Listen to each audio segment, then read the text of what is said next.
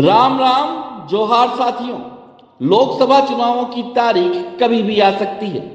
ऐसे में Udaipur ST seat पर पूरे मेवाड़ की नजर है।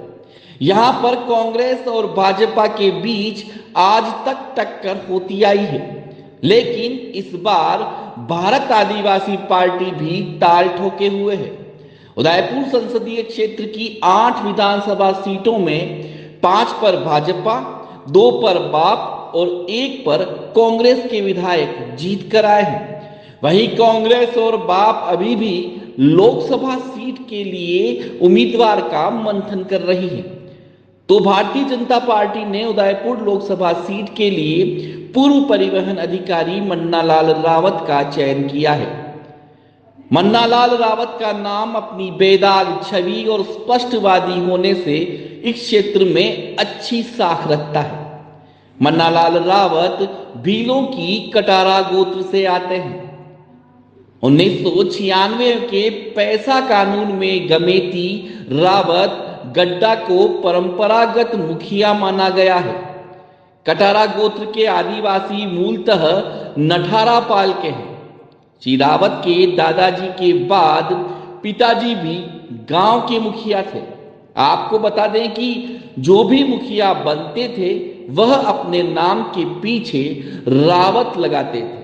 इसलिए कटारा गोत्र के मन्नालाल भी अपने नाम के पीछे रावत सरनेम लगाते हैं। सनातन धर्म संस्कृति के अनुसार धराल माता कटारा गोत्र की कुल देवी है।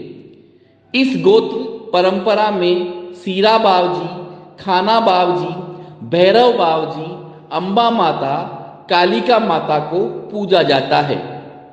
मेवाड़ के चावंड की नठारा पाल पर आज भी धराल माता का स्थानक है।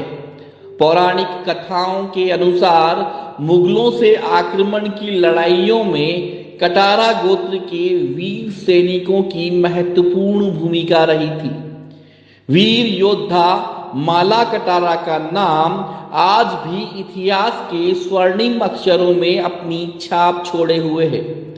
माला कटारा भीलराज बलि और रानी माता कटारा के वंशज हैं। आपको बता दें कि अपने पूर्वजों की तरह कटारा जाति के लोग आज भी बलवान, बुद्धिमान और सुडौल होते हैं। आइए हम कटारा गोत्र के प्राचीन वंश वृक्ष के बारे में आपको जानकारी देते हैं। इतिहासविदों के अनुसार राजा हिरण्यकश्यप के बाद में उनके पुत्र राजा प्रहलाद हुए। राजा प्रहलाद के पुत्र राजा बिरुचंद हुए और राजा बिरुचंद के पुत्र महादानवीर राजा बलि हुए। राजा बलि का विवाह विंध्याचल की रानी कटारा से हुआ। राजा बलि के गर्भ माता कटारा के गर्भ से भीलराज बाणासुर का जन्म हुआ और बाद में बाणासुर से ही कटारा गोत्र का वंश वृक्ष आगे बढ़ा, जिसमें राजा कुशला कटारा, माला बावजी कटारा जैसे वीर योद्धा पैदा हुए। राजस्थान में आदिवासी भील माला बावजी कटारा को आज भी पूरी श्रद्धा के साथ पूजते हैं। राजस्थान की अरावली पर्वत श्रृंखला से विंध्याचल पर्वत श्रृंखला के बीच भीलराज बाणासुर के वंशज खूब फले फूले और आज भी कटारा इन्हीं क्षेत्रों में मुख्य रूप से निवास करते हैं। इस गोत्र के कई परिवार मुगलों के लगातार आक्रमण से भटवाड़ा जयसमंद, नठारापाल, बारापाल, चरी धरियावद, साबला, जूनागढ़ होते हुए डूंगरपुर, बांसवाड़ा, उदयपुर व प्रतापगढ़ जिले के क्षेत्र में वनांचल में छापामार युद्ध हेतु रहने लगे। मेवाड़ के इतिहासकार ओझाजी के साथ ही वीर विनोद एवं जनजाति लेखक रामचंद्र पलात, डॉक्टर गणेश लाल नीनामा सहित अनेक साहित्यकारों के लेखन में कटारा गोत्र के मुखिया पद का विस्तृत विवरण मिलता है।